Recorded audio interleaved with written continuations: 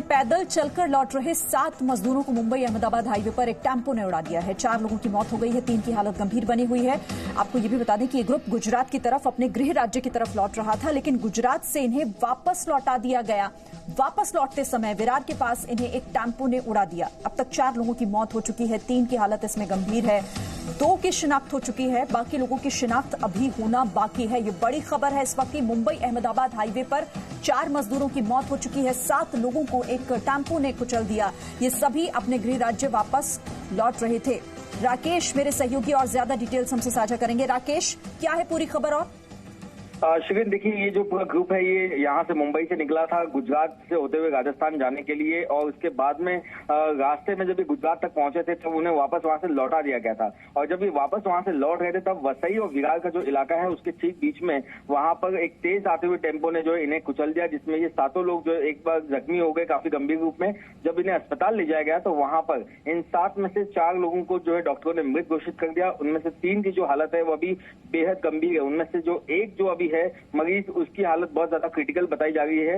इसके अलावा जो है ये भी जो बाकी जो 3 लोग जिनकी हालत अभी गंभीर है उन्हें पास के एक सरकारी अस्पताल में उनका इलाज करवाया जा रहा है। गौरतलब है कि इससे पहले जब लॉकडाउन जब देश भर में लागू किया गया था उसके बाद में तमाम जो मजदूर है वो अलग अलग इलाकों से पैदल निकल पड़े थे अपने गृह राज्य के लिए, और तभी उसके बाद में गुजरात प्रशासन को, महाराष्ट्र प्रशासन को कोई ऐसा फैसला लेना पड़ा कि ये लोग जो जा ना पाए। ऐसे कुछ लोगों से जब हमने भी बातचीत की थी तो शिविर उनका ये कहना था कि उनकी अलग अलग मजबूरियां हैं, उनके पास अलग अलग रीजन थे वापस लौटने के, और इसीलिए ये भी जो ग्रुप है वैसे ही जा रहा था। लेकिन दुखद बात यह है कि आने के वक्त उनका एक एक्सीडेंट से मुलाकात हो गई, उसके बाद में जो है ये एक हादसा देखने मिला है। ऐसे में जो लोग, प्रधानमंत्री ने साफ कहा कि जो लोग जहां भी हैं वहीं रहें और कहीं जाने की कोशिश ना करें, लेकिन लोग अपनी मजबूरियों के चलते पलायन के लिए मजबूर थे।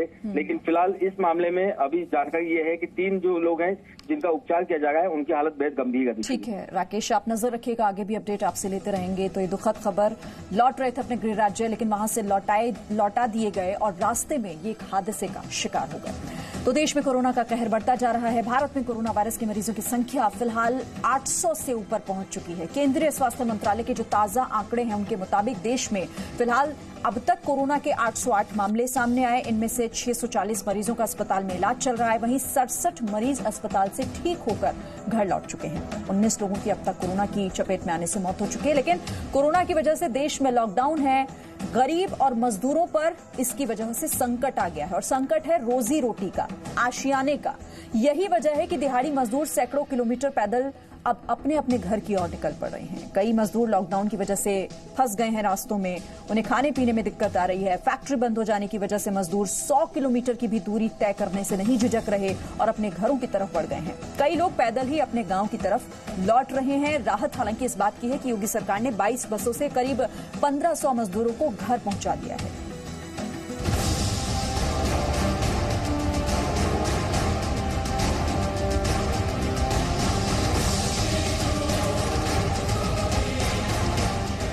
कोरोना के बढ़ते खतरे को देखते हुए देश में 21 दिनों का लॉकडाउन है। सब कुछ बंद है, लेकिन राजधानी दिल्ली के गाजीपुर बॉर्डर पर काफी हलचल है। दिल्ली और यूपी पुलिस के कड़े पहरे के बीच बड़ी संख्या में लोग सिर और कंधों पर बैग लादे पैदल चलते नजर आ रहे हैं। उनके चेहरों पर पसरी थकान देखकर ये अंदाजा लगाना मुश्किल नहीं कि ये लोग काफी दूर से पैदल चलते हुए आ रहे हैं। किसी ने मास्क पहना हुआ है, किसी ने मुंह पर रुमाल बांधा हुआ है। ये सब लोग आपस में थोड़ी दूरी भी बनाकर चल रहे हैं। सवाल ये है कि जब पूरे देश में लॉकडाउन है तो इतनी बड़ी संख्या में लोग घरों से बाहर कैसे निकल आए, और आखिरकार ये लोग जा कहां रहे हैं? आप कोरोना के खतरे और लॉकडाउन की मार के बीच पैदल चले जा रहे इन लोगों का सच जानकर हैरान रह जाएंगे। ये लोग दिल्ली के अलग अलग इलाकों में दिहाड़ी पर मजदूरी करते थे, लेकिन कोरोना के चलते हुए लॉकडाउन से इन्हें काम मिलना बंद हो गया है। जिसके पास जितने पैसे थे वो भी अब खत्म होने को आए हैं। इसीलिए अब ये अपने अपने घरों को लौट रहे हैं। कोई यूपी का है, कोई बिहार का। आवागमन के साधन और सुविधाएं ठप हो चुकी हैं, लिहाजा पैदल ही निकल पड़े हैं। छोटे छोटे बच्चों को कंधों पर लाद लिया है। रास्ता सैकड़ों किलोमीटर लंबा है। मंजिल कब आएगी पता नहीं, बस चलते जा रहे हैं। करें ऐसा है कि जो साइड पे मतलब काम बंद हो गया, हम लोग मतलब बिल्डिंग लाइन काम करते हैं, अब वहाँ कोई व्यवस्था नहीं है, कोई आने जाने की, अब सर सब भूखे मर रहे हैं, कैसे क्या किया जाए, इसके अलावा कोई चारा ही नहीं है। यहाँ से आप लगा लो क्या नाम, कासगंज जिला 200-250 किलो, 250 किलोमीटर दूर पड़ता है।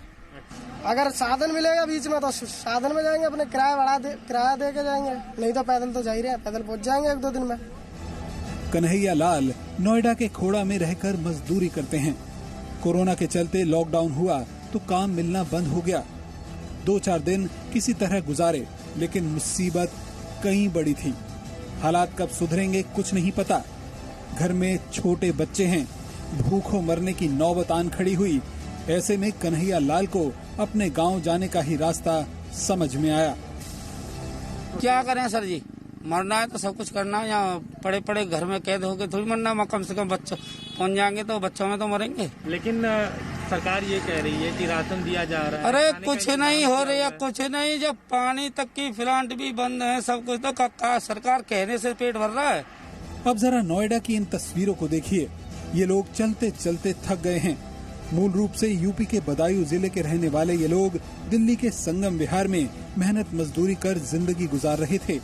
लॉकडाउन होने के बाद जब खाने पीने की मुश्किलों से घिरे तो अपने घरों के लिए निकल लिए।